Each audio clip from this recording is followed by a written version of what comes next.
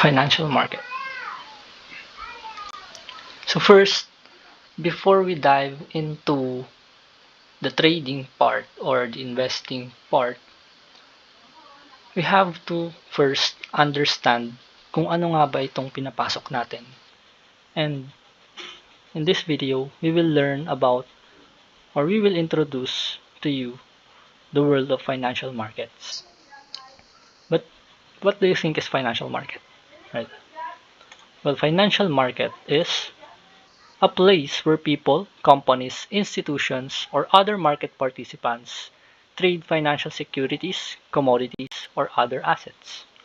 So basically, it's a place kung saan mayroong mga tao or companies, institutions, or entities na nagtitrade or nagpapalitan ng assets, right? Like commodities, bonds, stocks, cryptocurrencies.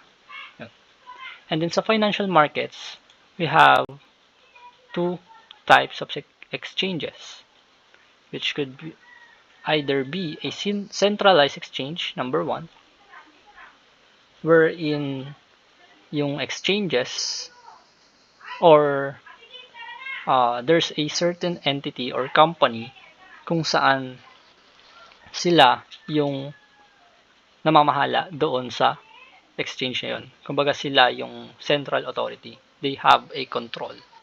While the decentralized exchange naman is yung kabaliktaran niya.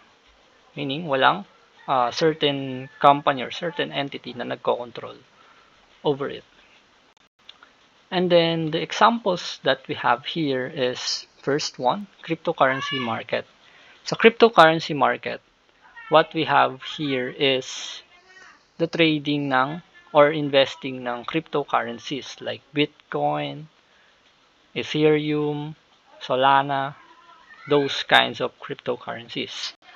And sa stock market naman, we have this, or we trade or invest in stocks or shares ng company like Apple, Tesla, or in the Philippines, the Jollibee Foods Corporation, the BDO.